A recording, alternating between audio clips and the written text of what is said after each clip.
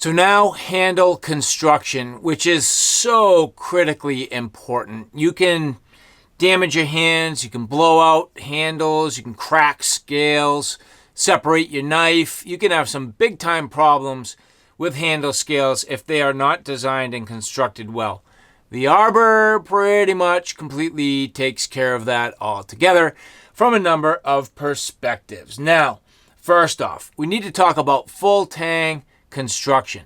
The tang, or in other words, the steel going all the way through that handle, extremely robust and full thickness to where this is going to be a very stout and capable knife that's going to be really tough to damage, even if you drop it, throw it, get into a wrestling match with things you don't want to wrestle. You're not going to have a problem with this handle because it is rugged and robust. Whereas other designs, and I'm going to go back to picking on the Hella knife for a minute, well, that's going to be a real skinny rat tang or just a stick tang going through that piece of wood to where you only have like a little piece or nub sticking out on the back end. And that goes back to, again, my video where I broke my Mora because, well, the tang of the knife is so skinny going into the handle, it ends about there,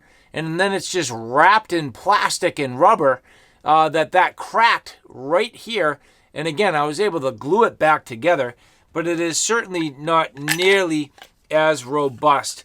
So you need to be a little bit careful.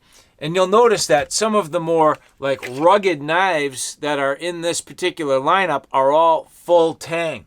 Most of them, many of them, full tang. And there's a few things in some of these that are very interesting and aid in not only the capabilities and durability, but the comfort as you use the knife. This here being a Lion steel, this is the T5. Fantastic offering, really cool shape, great blade shape overall, meets a lot of that same criteria. Drop point does have an unsharpened swedge, but drop point, nice belly, pretty straightforward. Full tang construction, no finger choil, which I think is great. But notice how on the underside, you end up with that fully wrapped micarta, which is just super comfortable, and that's not going to beat up on your hands at all.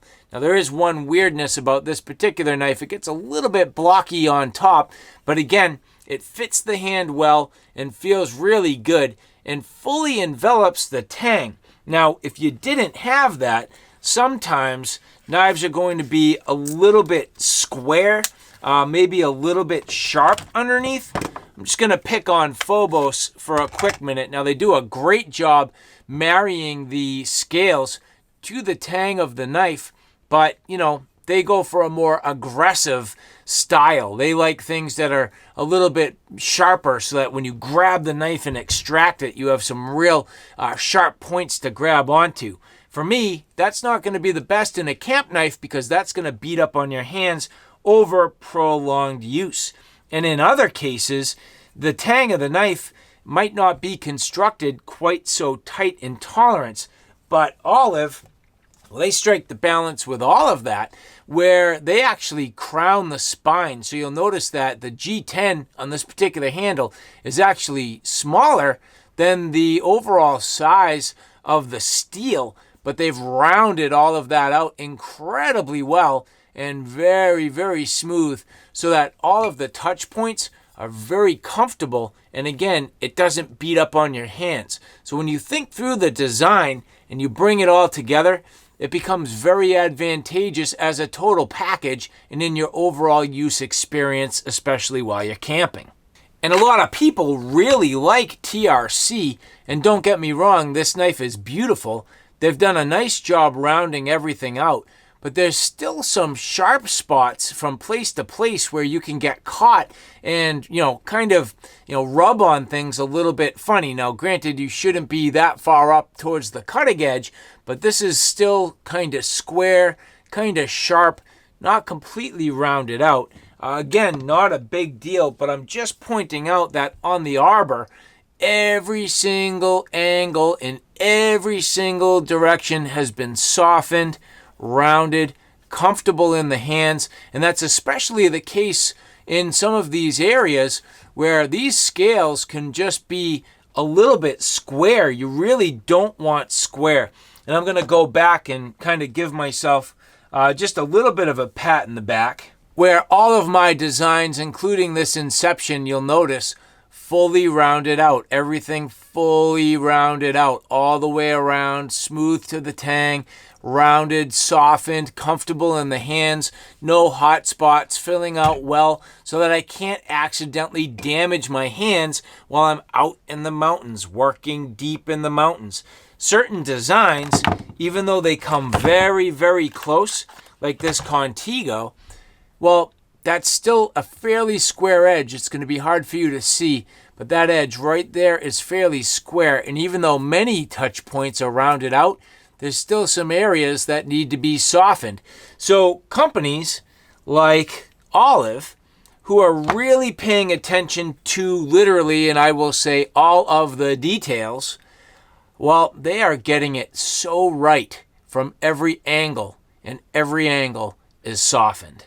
But what about handle material? Now, every handle material is going to have advantages or disadvantages. This here being G10, G10 is going to be very rugged. It's going to be, I'm not going to say completely indestructible, but pretty damn close. Some people prefer micarta. Micarta is going to be a great option that's also kind of softer in the hands.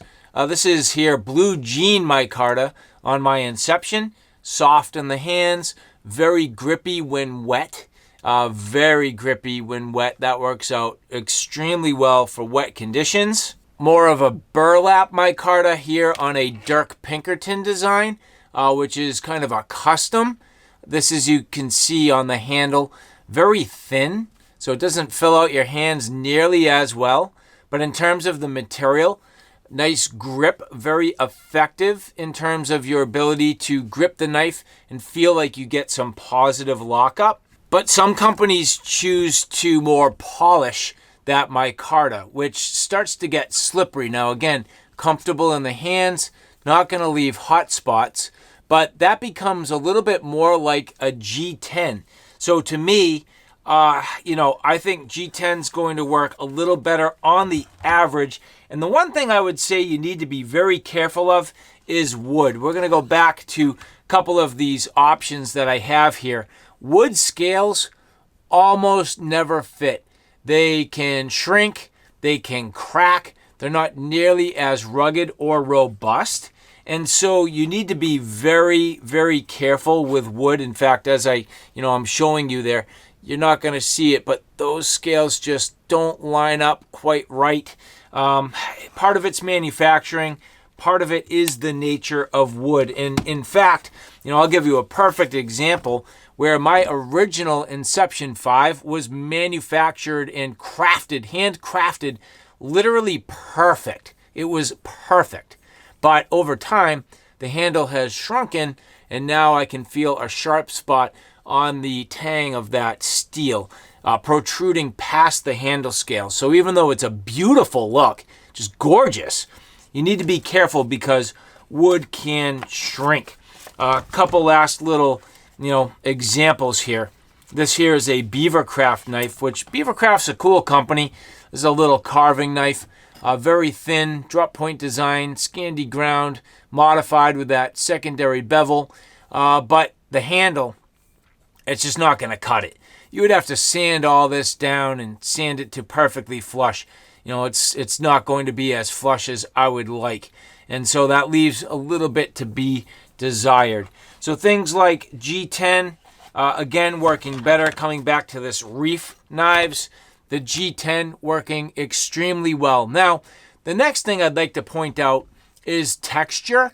Pay attention to the fact that this Reef F5, so smooth, contoured well, comfortable in the hands, rolls around, but it's going to be a little more slippery, a little more slick, maybe move just a little bit more in the hand.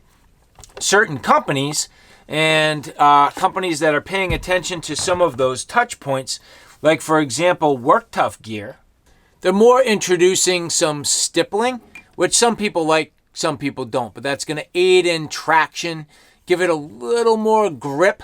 I've kind of hybridized in the past, and I do have to say I feel like my work with TFK was one of the first to put that sort of 45-degree angled machining on there. So again, still smooth, very comfortable, yet aids in grip. A lot of companies have done that. I'm not saying, I don't really mean we were the first, but I'm one of the first that I noticed this particular pattern and in the way that we were doing it. And I've just been more noticing it on other designs since. Very similar kind of hybrid, again, back to this TRC, having that diamond pattern. You'll see in some of the softer touch points underneath smoothed out, so you get the benefit of some grip and some of that touch point.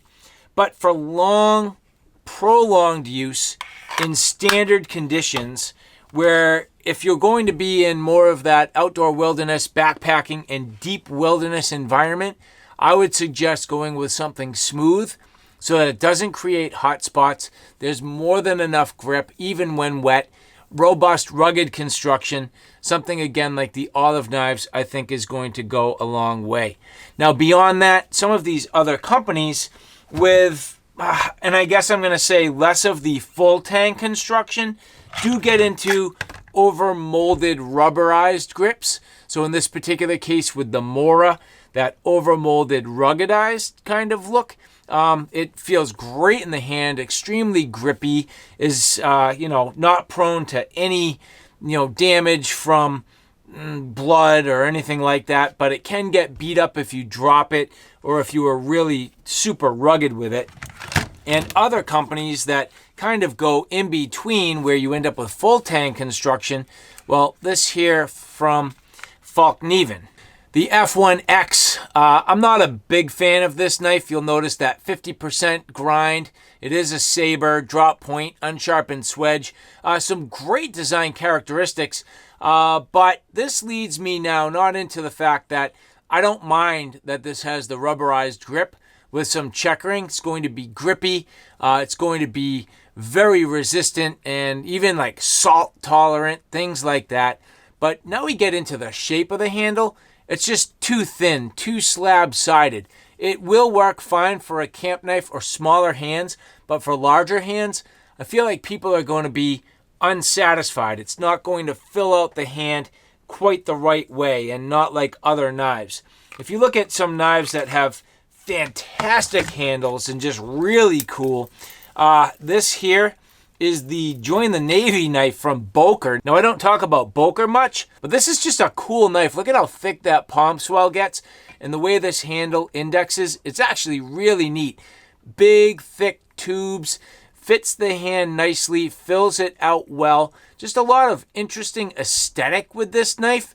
Great camp shape. Couple of little sharp spots here and there, but not bad. Excellent overall design. N690. From Boker, done well. 50% in terms of that saber grind, little bit of an unsharpened swedge, nice belly, just a cool knife. This is not talked about a lot. It might be discontinued at this point, but I do like it. It's really cool. But more than anything, this introduces the concept of that palm swell. Let's go back to olive, where they get a nice palm swell right through the middle. Thicken the spot where you just want to feel that robust nature so you can grip the knife positively, have a good lockup, and it just fits wonderfully in the hands. A couple other companies that have done a great job coming back to dark timber. Again, this bushy, nice and thick, filling out the hand, giving you that good purchase. Notice the gap between my index finger and my palm. A good size handle as I wrap around this. Again, I'm going to go back to my Inception design. Nice, oversized, thick handle. Less in the palm swell, but it's just large overall. Again, fills out that hand. Feels great in the hand. Nice and thick. Something strong to hold on to. Other knives out here, it just doesn't do the same thing. I'm just going to pick on, buck knives for a minute. Just a little bit awkward. I fall in that proper blade size class, but Tonto tip, not ideal. 50% on that grind, not ideal. Thin, weird handle. It feels okay, but notice when I grip the knife tight, my fingers are all starting to get cramped. It gets skinny back here, cramped. Doesn't give me that full thickness I'm looking for and just that, trust in the handle. Now, granted, crazy grippy micarta handles, really cool, but again, the overall geometry just not working for that long-term, prolonged use. Another knife that's cool, but not quite there. Tour knives. Again, thin, slab-sided, more of an operator's knife, less of a camp knife. Does have a little bit of that saber grind going, but again, a Tonto, not necessarily ideal, although that's not the deal breaker for me. It's the square handle, sharp in the hand, angled points, beats up on you in the palm area, gonna be a little bit sharp down here. Having something that's rounded out, softened, contoured, comfortable, long-term use, prolonged use, adverse conditions, wet hands, freezing cold, winter conditions. Maybe it's even hot. Something that protects your hands is going to go a long way, in my opinion. And that's why, to me, the Arbor stacks up all these features, definitely advantageous.